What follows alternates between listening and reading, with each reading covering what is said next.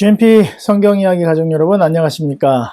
하나님은 사랑이시라 라는 관점에서 안교교과를 해설하는 GMP 안교교과 해설의 김기용 목사입니다. 오늘은 제1기의 마지막 제13과 너는 여호와를 기다리라. 기억절은 시편 27편 14절에 있는 말씀입니다. 너는 여호와를 기다릴지어다 강하고 담대하며 여호와를 기다릴지어다. 1과부터 12과까지 하나님께서 우리들이 살면서 앞으로 만나게 될 여러 가지 상황들을 이겨낼 수 있도록 우리 선조들을 성령으로 감동시키셔서 기도도 가르쳐 주시고 또 용기도 갖게 하시며 이겨낼 수 있는 여러 가지 지혜도 갖게 해주셔서 우리가 하나님을 더욱더 신뢰할 수 있도록 또 노래로 잊어버리지 않게 마음에 새겨주시는 은혜를 살펴보았습니다. 용기가 되는 시편들이 많이 있지 않습니까? 그렇죠? 지금 복음성가들로 은혜롭게 불리우는 찬양들도 많이 있습니다. 사실 지금 환경이 그렇게 노래할 환경은 되지 못하지만 그런 찬양을 통해서 하나님을 바라보게만 하는 것들이 많이 있죠. 그래서 이 안식일 소지와 일요일 소지는 바로 연결이 되어 있기 때문에 바로 넘어가도록 하겠습니다. 일요일 소지로 바로 넘어가 보면 기다리라는 부르심. 자, 시편 27편, 37편, 그리고 39편, 40편, 69편, 갈라디아서 5장, 그리고 로마서 8장을 읽어보라. 이 구절들은 하나님의 백성에게 무엇을 하라고 간청하는가? 여호와께 소망을 두고 하나님을 기다리라고 이야기한다.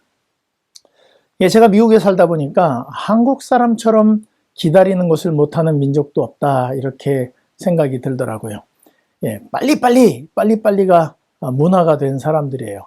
이 외국에 가면 외국 사람들이 한국 사람을 보면서 빨리빨리 이렇게 이야기하는 말을 보면 괜히 부끄럽더라고요. 미국에 처음에 와서 정착을 하려고 하면 반드시 가야 하는 곳들이 있는데 은행이랑 그다음에 이 DMV라는 그 자동차 운전면허를 갱신하는 곳입니다. 이곳에 가서 저는 이제 처음에 와가지고 빨리 가서 오늘 오전에 운전면허 따고 오후에 은행 어카운트 열고 또 등록하고 해야지 이렇게 생각을 했는데 은행 어카운트 여는데도 반나절 이상 걸리더라고요. 서류를 다 가지고 갔는데도 그 은행 어카운트 하나 여는데도 얼마나 시간이 오래 걸리는지 너무너무 짜증이 났습니다. 그리고 운전면허증 하나 받으려고 하는데도 저렇게 줄을 서가지고 기다리지 않으면 그 운전면허를 받을 수가 없어요. 그래서 새벽같이 여는 시간에 미리 가서 줄 서야지만 그런 일을 할 수가 있습니다. 미국 사람들 일하는 거 보면 속이 터져요. 어떤 사람들은 일하는 게 정확하다 그러는데 지나고 나서 보니까 정확하지도 않습니다. 필요하긴 하니까 받고 나면 별것도 아니에요. 근데 이걸 이렇게 고생시키나 한국 갔더니 막 10분이면 나오는 거를 몇 시간씩 기다려서 하고 있으려고 하니까 얼마나 열이 나는지 모릅니다. 이 기다리는 것은 기다리는 것만큼의 어떤 기대가 있어야 돼요. 면허증이든 은행 어카운트든 꼭 필요한 거니까 어쩔 수 없이 기다릴 수밖에 없습니다. 자, 여기 시편에서 우리 기다리라고 하는 부르심을 주는데 그 기다리라고 하는 것은 무엇이냐? 예수님, 우리에게 구원을 베푸시는 하나님을 기다리라고 하는 것입니다. 제가 우리 신학과 다닐 때 우리 오만교 목사님을 통하여서 배운 내용입니다. 여러분 잘 아시죠? 오빠 생각이라는 노래입니다. 뜸북새 논에서 울고 뻐꾹뻐꾹새 숲에서 울지 우리 오빠 말 타고 서울 가시며 비단구두 사가지고 오신다더니. 자, 여기서 지금 노래하고 있는 이 화자가 기다리는 것이 오빠입니까? 비단구두입니까? 네, 비단구두를 기다리는 게 아니라 오빠를 기다리는 거예요. 그런데 왜 비단구두가 등장을 했느냐? 오빠가 떠나면서 한 말이에요. 가지 말라고 오빠랑 헤어지는 게 아쉬워 다리를 붙잡고 가지 말라고 우는 동생에게 그 동생이 좋아하는 비단구두 이야기를 한 것입니다. 오빠가 비단구두 사가지고 올게 라는 말을 남긴 거예요. 근데 지금 이 노래를 하는 사람은 오빠가 보고 싶은 것입니다. 제목이 뭐예요? 오빠 생각이에요. 그렇죠? 오빠만 오면 혹시 비단구두도 같이 올 수 있는 거고 비단구두가 오지 않아도 오빠만 오면 좋겠다라는 마음으로 이 노래를 부르는 것입니다. 여러분, 우리는 가끔 착각을 할 때가 있습니다.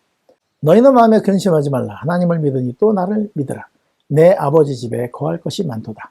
그렇지 않으면 너희에게 일렀으리라. 내가 너희를 위하여 처소를 예비하러 가노니, 가서 너희를 위하여 처소를 예비하면 내가 다시 와서 너희를 내게로 영접하여 나 있는 곳에 너희도 있게 하리라. 자, 어때요? 하늘나라가 그립습니까? 나를 위해 못 박혀서 십자가에 달려 돌아가신 예수님이 보고 싶습니까? 예수님이 준비하신 처소가 보고 싶습니까? 몇 평짜리일까? 이거 굉장히 잘못된 생각입니다. 아, 그 처소는 뒤에 산이 있을까? 앞에 잔디밭이 얼마나 게 있고 수영장이 있을까? 이거 아주 잘못된 생각이라는 것입니다. 하늘나라, 천국, 그 천국에 있을 어떤 상이 그리운 게 중요한 게 아니고, 우리를 위해 십자가에 달려 돌아가시고 우리를 사랑하신 예수님이 그리워야지, 또 온 우주를 창조하신 그분이 우리를 위해 당신의 아들을 내놓으신 하나님이 어떤 분이신지가 그리워야 되는데, 우리는 하늘나라가 더 그립다는 것이죠. 천국, 그걸 더 그리워하면 잘못됐다는 것입니다. 2절을 딱 보면 뭐가 잘못됐는지 분명히 나옵니다.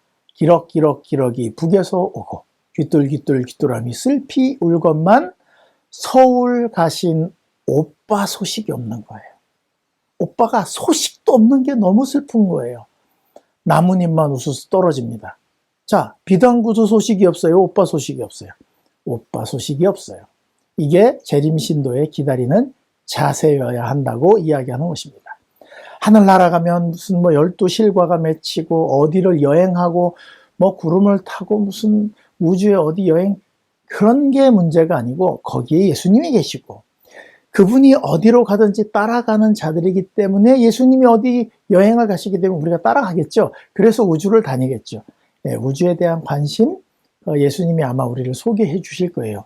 이 넓은 우주를 만드신 분이 우리에게 관심 가지신 게 어떤 건지 알려주시겠죠. 저는 제가 어렸을 때 아버지가 해외여행을 다녀오신 적이 있습니다. 혹시 부모님이 해외여행을 다녀오실 때 뭐가 기대가 되죠? 캐리어를 막 갖고 오시는데, 그 캐리어 안에 들어있는, 잠깐 다녀오시면 그 선물 뭘 갖고 오실까? 나를 위해 뭘 사오셨을까? 이거 굉장히 기대가 되죠. 그래서 막 그 가방을 열 때 두근두근 하는 마음으로 이렇게 봅니다. 그죠? 그런데 정말 오래 집을 비우셨다면 선물이 기대가 될까요? 다시 멀리 안 떠나시는 게 좋을까요? 잠깐 다녀오셨을 때는 가방을 뒤지면서 선물을 기대하겠지만, 너무 오랫동안 갔다 돌아오시면 엄마 아빠를 붙들고 있겠죠. 다시는 가지 말라고. 그런데 그런 분들이 하실 일이 있어서 오랫동안 나가셔야 될 일이 있으면 아이의 입장에서 이야기를 하는 것입니다. 한밤 자고 올게, 두밤 자고 올게, 아니야 10밤 자고 올게. 아이의 손가락에 해당되는 숫자로 이야기를 하지만 굉장히 길게 느껴지겠죠. 그죠? 네, 그런 약속들이에요. 하나님은 우리가 이해할 수 없는, 우리의 생각으로는 이해할 수 없는 긴 시간을 떠나 계셔야 되기 때문에 우리에게 약속을 주셨지만, 여러분, 우리가 기다리는 것보다 그분이 더 오시고 싶어 하세요. 우리가 기다리지 않고 자고 있을까 걱정하는 것이 훨씬 우선입니다. 네, 우리의 신앙이 잠자고 있는 신앙이 아닌지 한번 돌아보시게 되시기를 간절히 바랍니다. 자, 월요일에 가겠습니다. 월요일에 젖된 아이의 평안. 시편 131편을 읽어보라. 이 시편은 하나님과의 관계에 대해 무엇을 가르쳐 주는가? 젖된 아이가 그의 어머니의 품에 있는 것 같은 관계로 깊은 사랑의 관계 안에 있음을 가르쳐 준다. 네, 시편 131편의 젖된 아이를 이야기하기 전에 이 전체 내용을 이해하는 것이 좋을 것 같습니다. 이것은 다윗의 시입니다. 131편은 하나님 앞에 가는, 성전에 올라가는 노래입니다. 여호와여, 내 마음이 교만하지 아니하고 내 눈이 오만하지 아니하며 내가 큰 일과 감당하지 못할 놀라운 일을 하려고 힘쓰지 아니하나이다. 양을 치면서 자연을 접했던 다윗은 이 하나님에 대해서 경험한 것이 굉장히 많습니다. 밤에 수많은 별들과 천연계 속에서 하나님이 어떤 분이신지 분명히 깨달았습니다. 저는 지난주에 제가 이제 서부 목사회라고 이 미국에 있는 이 서부 지역의 목사님들이 회의를 하는 것이 있는데, 그럼 요세미티라는 곳에 와우나 캠핑장에서 하게 됐습니다. 요세미티 국립공원, 굉장히 아름다운 곳인데, 그 어마어마한 자연 앞에 그 앞에 인간이 딱 서면요, 인간이 자기를 자랑할 일이 아무것도 없습니다. 얼마나 훌륭한 일을 하건, 그분이 얼마나 큰 집에 살건, 돈이 얼마나 많건, 그 자연 앞에 서면 그냥 경이로워요. 그리고 그곳에서 이 별세꽃돌 자연탐사관에서 오신 강사분들의 우주에 대한 강의를 들었는데, 그 크기, 모든 면에 압도가 되니까 사람이 아무것도 아닙니다. 이거 이제 제가 핸드폰으로 찍은 사진인데, 별들 밤에 딱 보니까 너무너무 예뻐요. 여러분, 사실 이렇게 훌륭한 망원경으로 찍은, 지금 여러분들 이렇게 보이는 이 별들이 다 은하계 이런 거라면 이해가 되십니까? 이런 것들을 양을 치면서 다윗이 매일 봤어요. 이렇게 밤에 누워가지고, 그때 당시에는 광해도 없었으니까, 빛이 없으니까 밤에 누우면 얼마나 별들이 쏟아졌겠습니까? 그래서 시편 8편을 거기 밤에 누워갖고 들에서 썼겠죠. 주의 베풀어 두신 달과 별을 내가 보아니, 사람이 무엇이간데 주께서 저를 생각하시며, 인자가 무엇이간데 저를 권고하시나이다. 예, 이 별들을 가만히 보고 있으니까 얼마나 이 우주가 큰지, 이 지구가 작은지, 여러분, 우리가 이제 과학이 발달돼서 우리가 지구가 작은 건 알지만, 이 우주를 가만히 쳐다보고 있는 이 다윗의 마음 속에 사람이 무엇이간데 자기는 아무것도 아닌 걸 안 것입니다. 지금 우리가 살고 있는 이 은하계 10만 광년, 은하계만 그냥 대략 3천억 개의 분별할 수 있는 별만 3천억 개가 있다 그래요. 원래는 1,000억 개, 4천억 개인데 3천억 개의 별이 있는데, 여러분, 만약에 하나님이 이 3천억 개의 별에 방문을 하신다 그러면 8억 2천 년 만에 지구를 한번 방문하신다고요. 그리고 8억 2천만 년 만에 오신 하나님이 하루 우리가 하나님을 만난다 그러면 225만 1829년 만에 하루 예수님을 만날 수 있어요. 여러분, 인생에 가능할까요? 그런데 이렇게 놀라운 이 은하계만 본 거예요. 우주로는 계산이 안 돼서 은하계만. 그런데 이런 하나님이, 이 크신 우주를 관할하신 하나님이 매일 우리의 기도를 들으시고, 우리가 이야기하면 우리의 마음을 헤아리시고 우리를 권고하신다는 거예요. 이런 하나님 앞에서 우리의 마음이 교만할 수 있을까요? 이걸 안다면? 우리 눈이 잠시라도 오만할 수 있을까요? 잠시도 그렇게 할 수 없는 것입니다. 사람이 진짜로 하나님을 알게 되면 세상 사람들이 탐내는 것을 하나도 탐내지 않아요. 여러분, 큰일, 교회를 엄청나게 부흥시키고, 내가 목회를 몇 년 했고, 이런 거 안 돼요. 내가 건축원금을 얼마나 냈고, 헌신했고, 하나님께 무슨 도움이 되겠습니까? 이 지구가 코딱지보다 더 조그만데, 먼지보다도 작은데. 그냥 그분과 일을 함께 할 수 있게 해주셨다는 거, 그게 감사할 따름이죠. 이걸 다윗이 아니까 그냥 하나님의 이름을 부르면 되는 걸 딱 알게 된 거예요. 그죠? 시편 132편 2절 3절에 있는 말씀을 보면 이렇습니다. 실로 내가 내 영혼으로 고요하고 평온하게 하기를 젖된 아이가 그의 어머니의 품에 있음 같게 하였나니 내 영혼이 젖된 아이와 같도다. 그냥 우주를 가만히 생각해 보니까 그냥 내가 하나님 품에 안에 있는 거, 그냥 그거 하나만으로도 족합니다. 이러는 거예요. 사울이 쫓아와도 가끔 긴급하긴 했어도 그냥 엄마 품에 있다는 생각으로 자기에겐 평안함이 있다고 고백하는 것입니다. 아니, 하나님이 내 편인데 사울이 쫓아온들 뭐가 걱정이냐 이거예요. 여러분, 우리는 신앙하면서 하나님 믿으니까 정말 걱정이 없습니까? 믿는 건 믿는 거고 걱정이 많고 조마조마하고 하루 종일 아이고 하나님 아버지 도와주십시오. 맨날 천당과 지옥을 왔다 갔다 합니까? 여러분, 이런 걸 많이 경험했던 다윗이 이야기하기를 이스라엘아, 지금부터 영원까지 누구를 바라라? 여호와를 바랄지어다. 이렇게 밤에 별을 쳐다보고 있으면 그냥 인간이 고민하고 걱정하는 게 아무것도 없어지는 것이죠. 자신의 경험에서 나오는 자신 있는 부탁이에요. 그냥 하나님만 바라라. 그분이 오시면 모든 게 해결돼.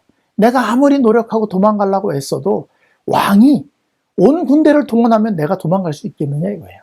하나님이 보호하시니까 살았지. 우주의 주인이시고 온 천하 만물을 창조하시고 운영하시는 분이야. 이 지구에서 일어나는 모든 걱정하는 일이 하나님 한 분이 딱 결정하시면 다 해결돼. 이런 고민인 것입니다. 네, 아는 자의 경험에서 나오는 뭐가 걱정이 되느냐 이런 말이죠. 그래서 오늘 제가 이 성경절을 다시 보게 됐습니다. 영생은 유일하신 참 하나님과 그의 보내신 자 예수 그리스도를 아는 것입니다. 전 성경을 연구해서 아는 게 아는 거라고 생각했거든요. 근데 정말 이 온 우주와 이 모든 것을 연구를 해보면 내가 해서 구원받을 수 있는 게 뭐가 있을까 이런 고민이 오더라고요. 알면 젖된 아이의 평안이 마음이 오는 것입니다. 하나님께서 하시겠구나. 내가 하는 걸로는 구원 같은 거 어림도 없겠구나. 이런 생각이 드는 것입니다. 몰라서 안절부절하는 것이죠. 그러니까 뭐 하는 게 나아요? 힘써 여호와를 알게 되면 그런 부족함, 그런 두려움이 없어지게 된다는 것입니다.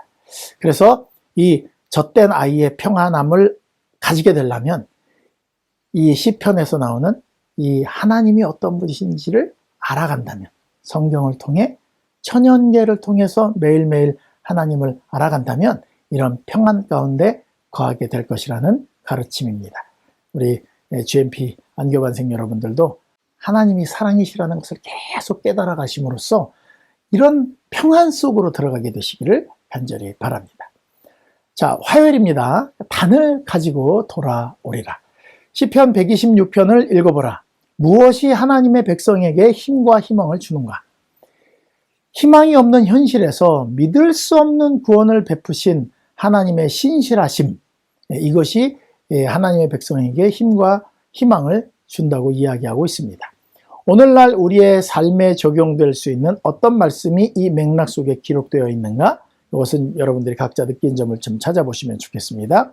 자, 이스라엘 백성들이 바벨론의 포로로 잡혀갔다 돌아오면서 부르는 노래라고 이야기합니다. 70년 동안 이스라엘 땅이 황폐했습니다. 하나님은 약속된 시간이 되었을 때 생각지도 못한 방법으로 그들이 이스라엘 땅으로 돌아올 방법을 만들어 주셨습니다. 그들이 이스라엘 땅을 그리워하지만 혼자 돌아가면 어떻게 살겠습니까? 감히 그런 생각을 하지도 못했죠. 여러분, 제가 미국에 이제 와서 살게 된 지 17년이 되어 가는데 17년 정도 살아보니까 이제는 한국에서 사는 것보다 미국에 사는 것이 제 미래를 위해서 지금 더 잘 준비되어 가고 있습니다. 하물며 70년 살았으면 바벨론에 사는 게 낫겠습니까? 황무한 이스라엘로 돌아가는 게 낫겠습니까? 근데 전 이 돌아가는 사람들 정말 존경합니다. 이스라엘 사람들은 그래도 이 바벨론에서 회당이라는 것을 만들어서 하나님에 대한 교육을 계속해 왔습니다. 그래서 그들은 하나님 나라에 대한 희망을 가지고 있었어요. 고레스의 조사가 내려지고 이제 이스라엘 백성들이 돌아갈 길이 딱 생겼을 때 그 사람들은 돌아가기로 결심을 했습니다. 그런데 그들이 돌아갈 때 이스라엘 역대하에 보면 역대하 36장 23절에 바사왕 고레스가 이같이 말하노니 하늘의 신 여호와께서 세상 왕국을 내게 주셨고 나에게 명령하여 유다 예루살렘 성전을 건축하라 하셨나니 너희 중에 그의 백성된 자는 다 올라갈지어다. 너희 하나님 여호와께서 함께 하시기를 원하노라 하였더라. 자, 이 고레스 왕이 명령해서 하나님께서 나에게 이렇게 명하시기를 너희들 이렇게 보내라 하셨다. 너희들 올라가라. 이렇게 했는데 그들이 고백할 때는 뭐라 그랬냐면 이거 하나님이 하셨다. 여호와께서 시온의 포로를 돌려보내실 때 우리는 꿈꾸는 것 같았다. 여호와께서 돌려보내실 때. 그 다음에 3절에 여호와께서 우리를 위하여 큰일을 행하셨으니 우리는 기쁘다. 고레스가 명령 내렸지만 하나님이 하셨다. 하나님이 하셨다. 이렇게 이야기를 하는 것입니다. 여러분, 이스라엘 백성들이 계속해서 회당에서 이런 걸 배웠다 그랬죠? 예레미야의 선지자의 글에는 하나님의 진심이 담겨 있습니다. 처음에는 그들을 바벨론의 포로로 가도록 예레미야를 통해서 이야기하실 때는 너무 섭섭했죠. 그죠? 항복하고 가라. 그 나라에게 가라. 할 때는 섭섭했지만 하나님이 이내 그분의 마음을 표현하십니다. 자, 다 죽이고 쫓아내시고 다시는 돌아오지 않을 것 같던 분이 이제는 모든 지방에서 그들을 다시 모아들이고 돌아오게 해서 안전히 살게 하겠다. 나를 경외함을 그들 마음에 두어서 다시 떠나지 않게 하고 마음과 정성을 다해서 이 땅에 내가 다시 심겠다.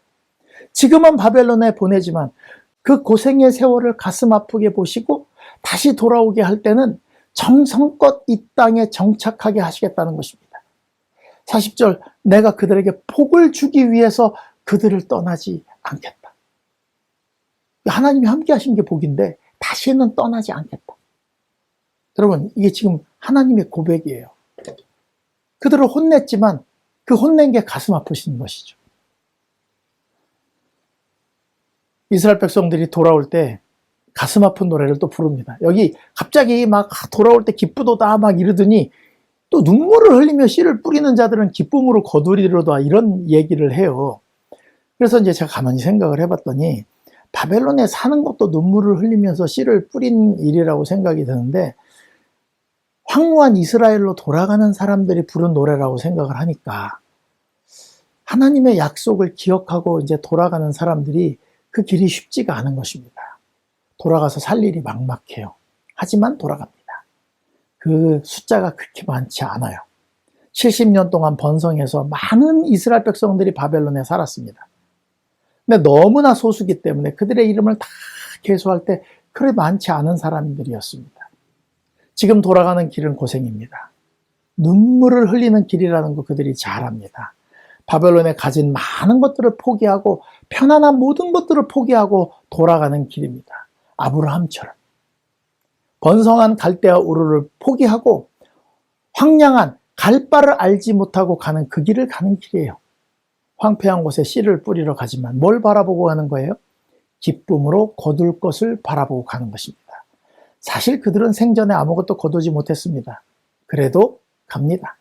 울며 씨를 뿌리러 나가는 자들은 반드시 그 곡식단을 가지고 돌아오리로다. 그냥 약속을 믿고 가는 것입니다. 그들이 뭘 얻었을까요? 그들이요, 얻은 거 없습니다.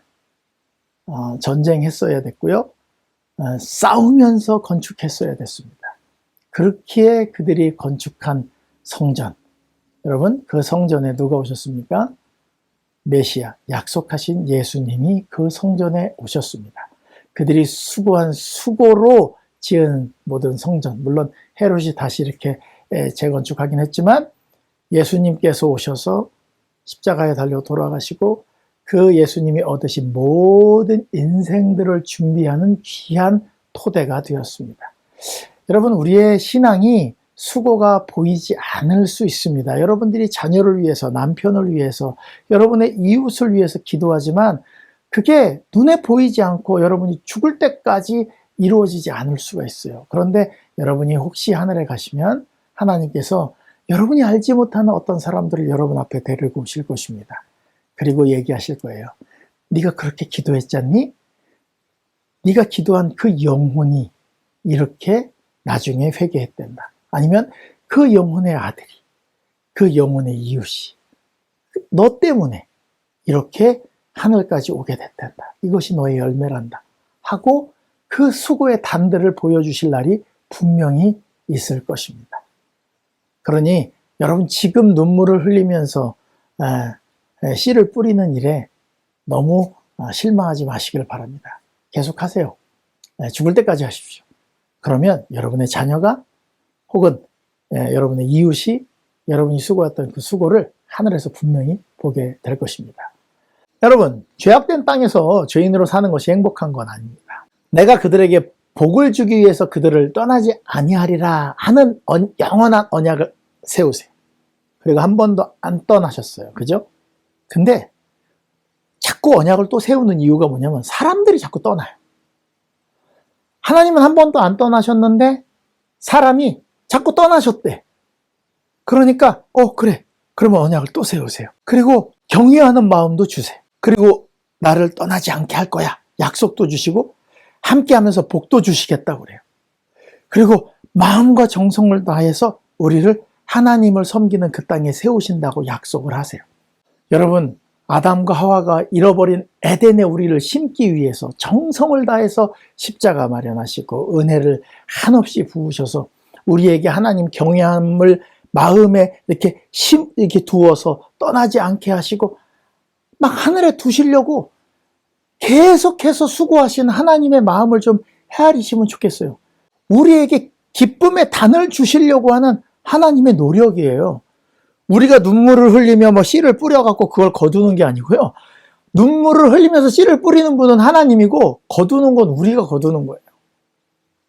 열매는 우리가 받고 그러면 이제 하나님이 그걸로 기뻐하시겠죠. 물론 우리가 하나님의 열매이긴 하지만 그 열매의 기쁨은 사실 우리가 받는 거예요. 하늘에 가면.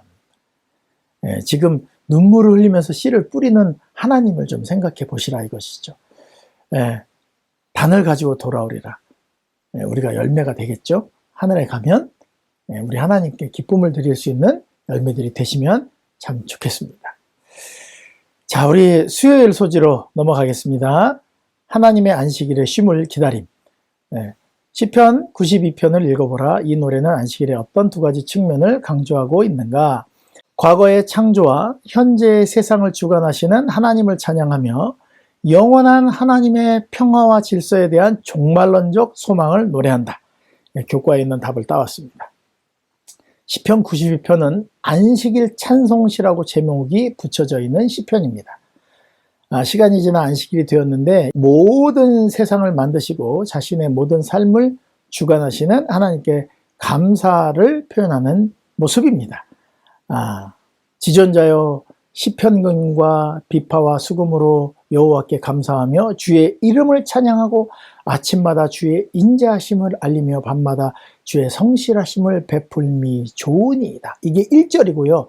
2절, 3절이 똑같이 원래 반복이 된다고 되어 있습니다. 각종 악기로 하나님께 감사한다, 찬양한다 이런 말이고요. 아침마다 주의 인자하심을, 밤마다 주의 성실하심을 이야기하는 게 너무 행복한 시편 기자의 고백입니다. 일주일 내내 함께 하시는데 매일매일 모든 세포를 재창조하시고 주관하시는 창조주로서 우리가 그분께 경배를 드리는 거 마땅한 일이죠. 여러분, 우리는 안식일을 어떻게 맞이하십니까? 여세 동안 힘써 일했으니 안식일은 일 안 가고 쉬는 날이다. 너무 좋다. 이겁니까? 우리가 생각을 안 하고 사니까 감사도 별로 없는 것이죠. 저는 어려서부터 우리 아버지 어머니께서 안식일마다 감사원금 내는 거를 가르치셨습니다. 제가 목회자가 돼서 지금도 거의 한 안식일도 빼지 않고 계속 감사원금을 냅니다. 감사원금을 내는 이유는 매 순간 인도에 오신 것에 대한 감사를 기념하는 것입니다. 여러분, 우리는 안식일에 쉽니다. 그런데 혹시 전기, 가스, 수도 공급하는 사람들도 안식일을 지키게 되면 어떻게 될까요? 그 사람들은 안식일에 일해야 될까요? 쉬어야 될까요? 자, 금요일 날 해가 질 때쯤 되면서부터 수돗물이 쫄쫄쫄쫄 하더니 끊기고 전기 안 들어오고 가스불이 안 들어온다면 여러분 어떻게 하시겠습니까? 아니, 전기, 수도, 가스를 쉬면 어떡합니까? 이렇게 얘기하시겠죠. 네. 그러니까 우리는 전기, 가스, 수도 이렇게 하시는 분들한테 전도하면 되겠어요, 안 되겠어요? 이런 분들한테는 가급적이면 나중에 전도해야 되겠습니까? 혹은 이 버스, 택시, 지하철 이렇게 공공 운행 수단들을 하시는 분들, 공공버스 이런 것들을 운행하시는 분들이 다 쉬면 어떻게 될까요? 교회 오는데. 물론 자가 운전하시는 분들은 상관없고 걸어 다니시는 분들은 상관없겠지만 버스 타고 택시 타고 다니시는 분들은, 지하철 타고 다니시는 분들 문제가 많겠죠? 여러분, 이분들 안식일 지키면 어떻게 될까요? 큰일 나겠죠? 여러분, 만약에 하나님이 안식일에 쉬신다면 어떻게 될까요? 야, 나도 힘든데 좀 쉬자. 그러면 안식일이 우리 장례식 되는 겁니다. 온 우주가 안식일마다 대혼란이 올 것입니다. 하나님은 안식일에도 열심히 우리의 심장을 뛰게 해서 피를 돌게 하시고 모든 세포가 쉬지 않고 일하게 하십니다. 안식일이라고 느리게 돈다면 교회 못 갑니다. 기력이 없어서, 숨쉬기도 힘들고 힘이 없어서, 먹는 것도 소화 막 에너지 돌리고 배설하는 것까지 더디다면 힘들겠죠. 지구도 태양도 달도 막 세포가 막 쉬지 않고 돌아갑니다. 하나님 쉬시지 않습니다. 그죠? 근데 단지 안식일을 이렇게 쉬게 하신 것은 뭐냐면 우리를 만들고 우리와 교제하고 네가 나를 하나님이라고 부르고 나를 창조주로 인정하는 거, 그걸 너무 기뻐하고 좋아하셔서 우리와 교제하시고자 이걸 안식일을 만드신 것일 뿐이에요. 예, 우리가 이 모든 소소한 일상들이 다 하나님께로부터 왔다고 생각하고 하나님이 없었다면 내가 아무것도 아닌 것을 깨달아서 그분께 감사하는 삶을 사는 거, 그래서 나를 만드신 그분이 명령하신 안식일의 기쁨으로 안식일을 지키는 거, 내 생명과 호흡이 하나님께로부터 왔다고 고백하는 거, 그걸 쉼이라고 얘기하는 것입니다. 그냥 안식일에는 쉬는 거야. 그리고 이제 아무것도 안 하고 교회 와 있고, 그 다음에 이렇게 안식일 날 예배 마치고 나면 집에 가갖고 대자로 누워갖고 팍 자는 거, 이게 쉼이 아니고요. 그러니까 안식일 날 끝나면 어떻게 하는 게 좋아요? 하나님이 가장 사랑하는 창조물, 잃어버린 영혼을 찾아가서 그 사람이랑 이야기하고, 아유, 이 사람이 교회 나왔으면 좋겠다. 하나님이 기뻐하실 텐데. 그리고 그분이랑 이야기 오래 나누고, 그래, 일주일 동안 잘 지냈어? 이렇게 하면 하나님이 제일 좋은 안식일 되는 거예요. 또 아이들이랑 이렇게 자연계에 나가서, 얘들아, 저거 봐, 이쁘지? 야, 하나님 만드신 거야. 이런 시간도 좋은 시간인 것입니다. 안식일에 내 삶이 하나님께로부터 온 게 아니고, 내가 잘났다고 생각하고, 일주일 동안 나 고생했어. 돈 많이 벌었네. 근데 오늘이 대박인데, 이게 웬 시간 낭비람. 이러면서 교회 가시면 그거 쉼 아닙니다. 안식일 아닙니다. 쉬라고 하는 부르심이라는 것은 뭐냐면요. 내 삶이 하나님께로부터 왔다는 거. 그래서 내가 노력하는 거, 내 수고 이거, 내가 뭘 할 수 있다는 이런 생각에서 다 내려놓고 젖된 아이가 엄마 품에서 그냥 폭 안겨 쉬듯이 하나님 앞에 전 아무것도 아니고 당신이 내 모든 찬양과 영광을 받으시기에 합당한 분이라고 고백하는 거, 그게 안식일에 마땅히 드려야 될 찬양이라는 것입니다. 네. 그분의 인자하심, 성실하심을 찬양하는 것, 그게 거룩이에요. 내 마음이 하나님께로만 가는 거, 딱 그냥 다 내려놓을 수 있는 거, 그게 안식일입니다. 오늘 바쁜데 이런 생각 가지는 거 안식일 아닙니다. 아무리 교회 와 계셔도 아닙니다. 그러니까 하나님의 안식일의 쉼을 기다림, 이거는 예수님이 같이 나랑 마음을 합해서 오늘 푹 쉬어라, 내가 네 창조주야, 내 옆에 있어 주겠니? 이것에 이렇게 마음을 합치는 것입니다. 이걸 거룩이라고 합니다. 거룩한 안식일을 매번 맞이하시는 우리 모든 GMP 안교 반생들이 되시기를 바랍니다. 자, 마지막 목요일입니다. 아침에 기쁨이 오리로다. 시편 5편, 30편, 49편, 59편, 92편, 119편, 베드로후서 1장, 요한계시록 22장을 읽어보라. 아침이 하나님의 구원을 상징하는 시간으로 묘사되는 이유는 무엇인가? 절망과 고난을 상징하는 밤이 맞춰지고 새 날이 시작되는 시간이기 때문이다. 이렇게 이야기하고요. 마가복음 16장 1절로 8절을 읽어보라. 이 구절에 아침에 어떤 일이 일어났는가? 예수님의 부활을 발견했다. 이 일이 우리에게 왜 그렇게 중요한가? 그분의 이름을 믿는 모든 사람에게 하나님의 영원한 구원의 아침을 열어주었기 때문이다. 자, 우리의 인생이 다 죄악의 밤으로 상징이 됩니다. 아담과 하와가 범죄하고 쫓겨났을 때 하나님은 그 사람들을 에덴 동산 밖으로 쫓아냈습니다. 이같이 하나님이 그 사람들을 쫓아내시고 에덴 동산 동쪽에 그룹들과 두루 도는 불칼을 두어 생명나무의 길을 지키게 하시니라. 여기 에덴 동산 동편에 그룹들과 두루 도는 불칼을 두어 라고 이야기했지만, 제가 여러 번 설명을 드렸듯이 에덴 동산 동편에 그룹은 천사들이고요, 두루 도는 불칼은 화염검이라고 나와 있는 그 말은 칼의 번쩍임 같은 빛을 두었다는 것입니다. 그래서 그걸 쉐키나라고 불렀고, 나중에 지성소를 만들 때 그 지성소로 들어갔어요.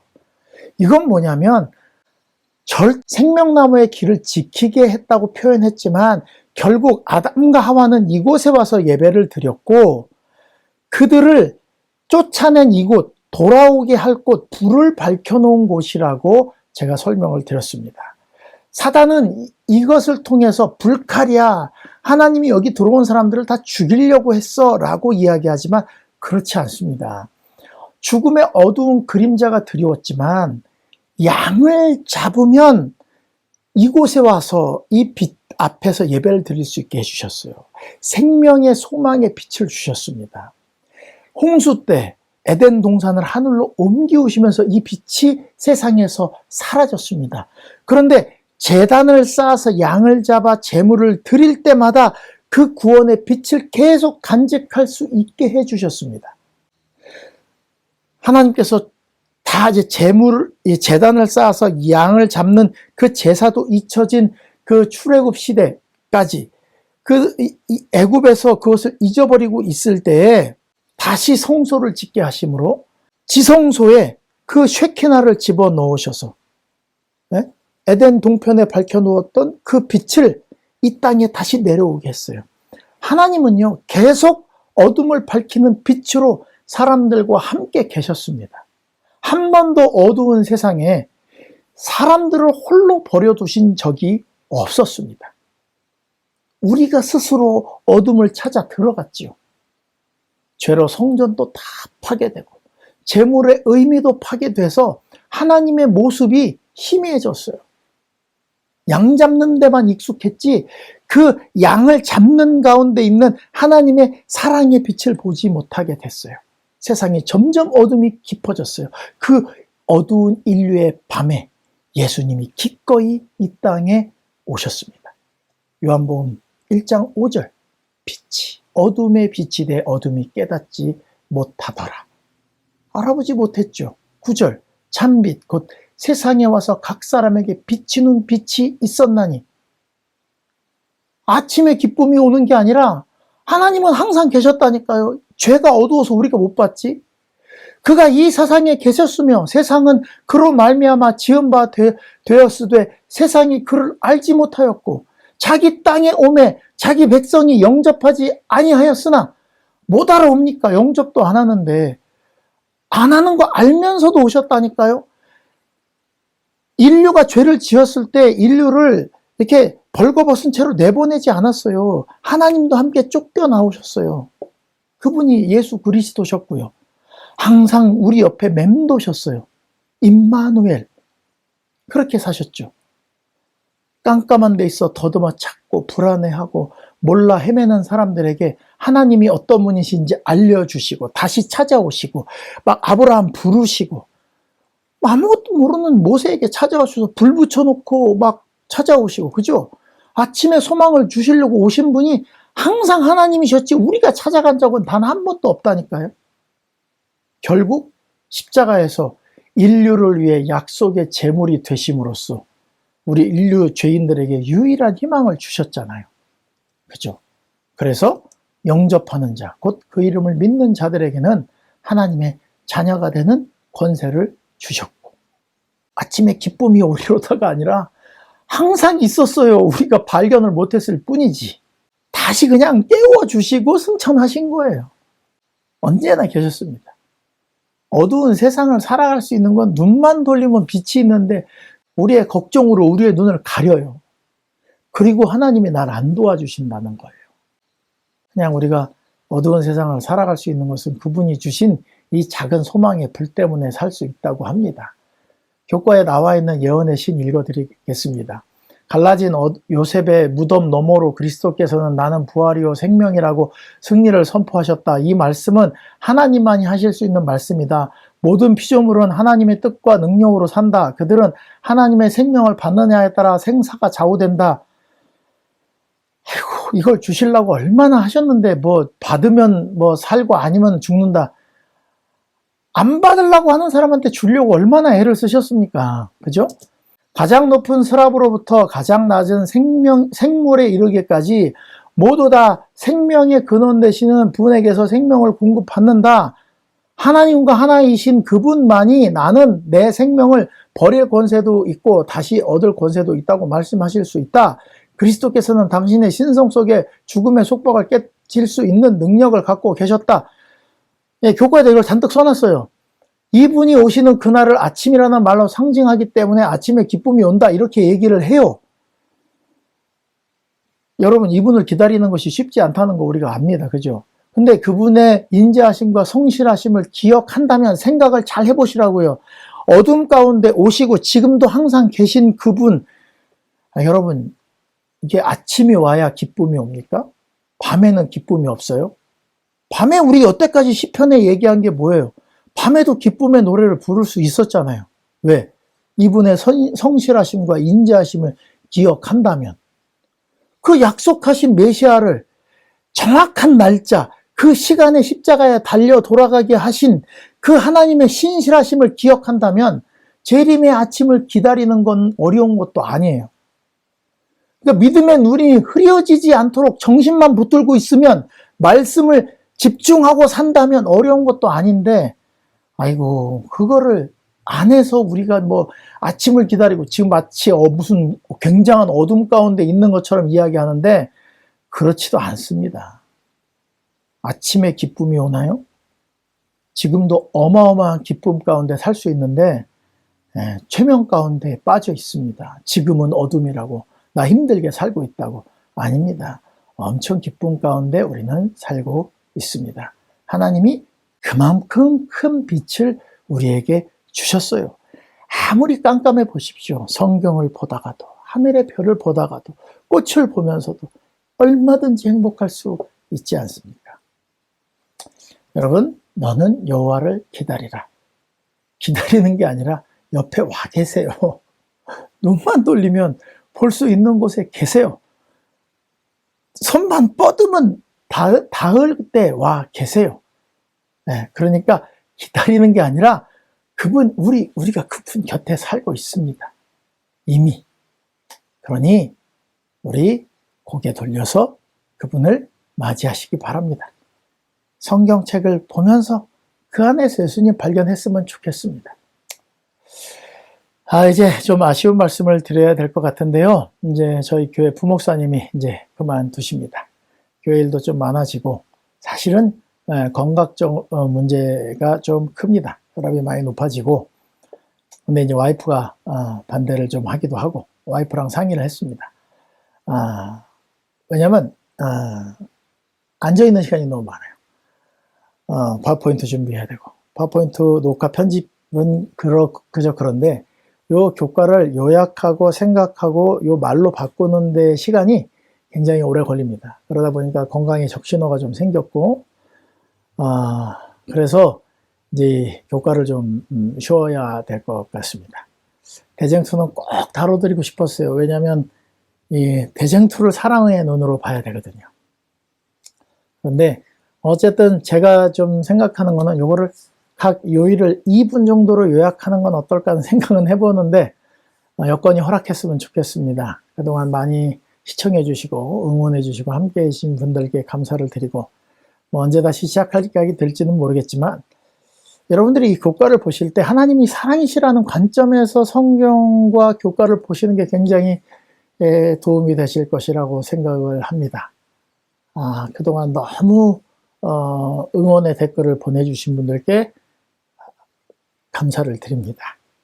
네, 좀 아쉽지만 이제 좀 건강이 좀 최우선이고, 또 아내하고 잘 상의를 하고 이것 때문에 이제 그만두게 됐지만 앞으로 여러분들이 많은 목사님들이 하고 계시니까 그것들을 참고해 주시면 좋겠고, 그동안 성원해 주셔서 감사하고, 저는 이제 가끔가다 하는 GMP 성경 이야기를 좀 올리도록 하겠습니다. 제 설교나 성경에 하나님을 이렇게 좀 제대로 봐야 될, 하나님이 억울해 하시는 부분들을 가끔 이렇게 올려드리도록 그렇게 하겠습니다. 그동안 시청해 주시고 함께 해주신 모든 구독자분들께 감사를 드리면서 교과 공부를 마치도록 하겠습니다. 감사합니다.